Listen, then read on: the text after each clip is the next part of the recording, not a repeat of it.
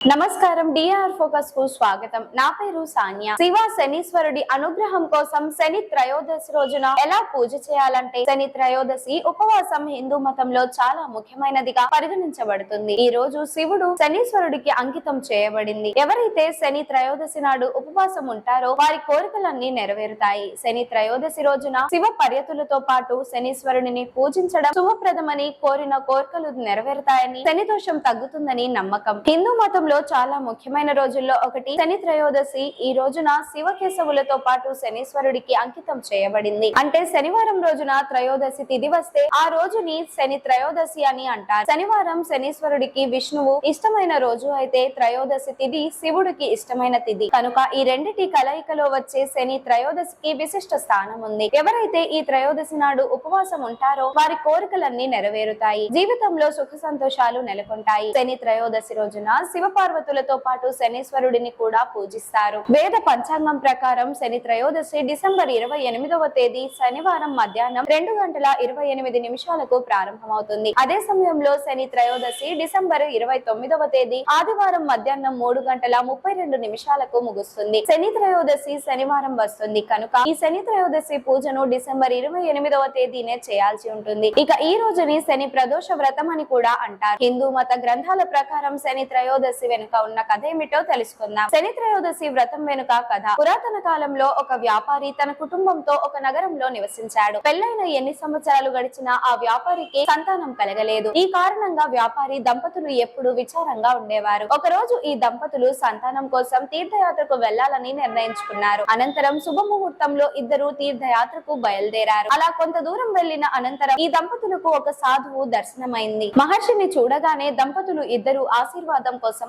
ఆగారు. ఆ సమయంలో మహర్షి ధ్యానంలో మునిగి ఉన్నారు. కొంత సమయం తర్వాత ఋషి ధ్యానం పూర్తయింది. ధ్యానం నుంచి లేచిన ఋషికి దంపతులు నమస్కరించారు. వ్యాపారి దంపతుల ప్రవర్తనకు ఋషి చాలా సంతోషించాడు. దీని తర్వాత ఈ దంపతులు తాము తీర్థయాత్ర చేయడానికి గల కారణాన్ని ఋషికి చెప్పారు. శని త్రయోదశి రోజున ఉపవాసం ప్రాముఖ్యత. వ్యాపారి దంపతుల వ్యధ్యను సంతానం కోసం వారు పడుతున్న బాధను చూసి తర్వాత ఋషి వారిద్దరికి శని త్రయోదశి ఉపవాసం దాని ప్రాముఖ్యత గురించి చెప్పాడు. ఈ వ్రతాన్ని ఆచరించమని కూడా ఋషి ఇద్దరికి సలహా ఇచ్చాడు. ఆ తర్వాత ఇద్దరు తీర్థయాత్రలకు వెళ్లారు. తీర్థయాత్రలను ముగించుకుని తిరిగి ఇంటికి వచ్చిన తర్వాత దంపతులు ఇద్దరు శని త్రయోదశి వ్రతాన్ని ఆచరించి శివుని పూజించారు. కొంతకాలం తర్వాత వ్యాపారి భార్య గర్భం దాల్చి మంచి సంతానానికి తల్లైంది. ఈ విధంగా శని త్రయోదశి ప్రభావం కారణంగా వ్యాపారి దంపతులు సంతానం పొందారు. సంతానం లేని వారు శని త్రయోదశి రోజున పూజ చేయడం, ఉపవాసం ఉండడం ఫలవంతమని నమ్మకం. ఈ వీడియో మీకు నచ్చినట్లయితే లైక్ చేయండి. ఇలాంటి మరికొన్ని అప్డేట్స్ కోసం వెంటనే మన ఛానల్ ను సబ్స్క్రైబ్ చేయండి. ఈ వీడియోపై మీ అభిప్రాయాన్ని కామెంట్ రూపంలో తెలియజేయండి.